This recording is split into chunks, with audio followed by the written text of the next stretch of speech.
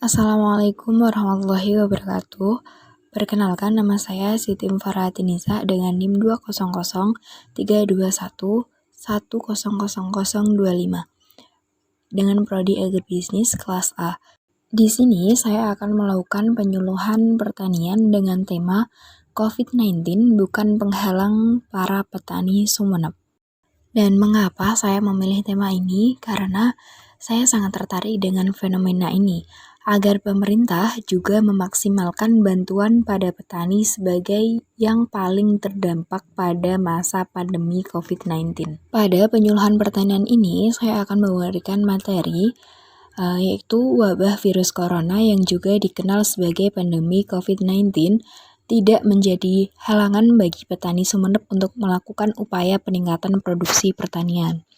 Meski masyarakat di ujung Pulau Madura, tepatnya di Desa Gulug-Gulug, Kecamatan Gulug-Gulug, Kabupaten Sumeneb, juga merasakan dampak dari pandemi COVID-19 yang melanda seluruh dunia, di mana orang-orang ini mengeluh tentang masalah pertanian dan peternakan itu turun drastis. Harga produk pertanian dan tembakau Lombok turun drastis, begitu pula harga telur dan daging. Dalam kegiatan kedua untuk menginisiasi upaya publik di tahun 2020 ini berlangsung di tengah pandemi COVID-19. Tak ayal, protokol kesehatan juga diterapkan seperti menjaga jarak, memakai masker, dan membatasi jumlah orang yang menghadiri pertemuan. Selain mengambil aspirasi, DPRD juga mengasosialisasikan pentingnya protokol kesehatan untuk menghindari COVID-19. Obat mujarab saat ini adalah mengikuti protokol kesehatan. Selanjutnya yaitu solusi. Dari hasil atau beberapa berita yang telah saya amati, sebagai para petani yang terdampak COVID-19, kita bisa melakukan 1. Pendampingan untuk program pemberdayaan ekonomi atau UMKM. Kalau bisa minta pendampingan untuk program pemberdayaan ekonomi atau UMKM, sehingga hasil pertanian tidak langsung dijual, tapi diolah terlebih dulu supaya memiliki nilai tambah lebih.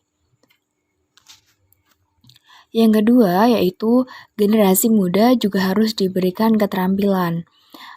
Di sisi lain, generasi muda juga harus diberikan keterampilan melalui balai latihan kerja atau mengikuti program kartu prakerja yang dibuka pemerintah secara online. Sebab dampak pandemi ini banyak tenaga kerja yang dirumahkan atau di PHK karena industri juga mengalami kontraksi. Dan yang ketiga yaitu langkah konkret harus segera dilakukan untuk menyelamatkan nasib petani. Tidak semua orang harus bergantung pada kebijakan pusat. Pemerintah telah mengizinkan desa untuk mengalokasikan hingga 20 desa sebagai manfaat sosial COVID-19. Desa dapat membeli hasil panen dari petani dengan harga yang wajar dan kemudian mengembalikannya kepada masyarakat yang terkena dampak melalui program perlindungan sosial mereka. Buah dan sayuran yang lebih cepat busuk dapat dibeli dari BUMDes untuk diproses lebih lanjut menjadi produk yang lebih berkelanjutan, seperti saus, kembang gula, dan sejenisnya. Ini akan menjadi lebih baik dalam proses pengoptimalan tenaga kerja lokal dengan melakukannya di rumah. Solusi ini akan aman karena selalu memungkinkan untuk menjaga jarak dan sekaligus dapat meningkatkan pendapatan masyarakat dalam rangka kesulitan ekonomi akibat pandemi. Desa juga dapat memfasilitasi perolehan sentra pasar yang berfungsi sebagai tempat tukar-menukar antara petani dan pedagang yang akan membeli hasil panen. Ini membantu untuk menyebarkan informasi tentang di mana itu ke pedagang. Tempat ini tetap terpantau agar tujuan desa dalam hal pencegahan penularan COVID-19 dapat selalu tercapai.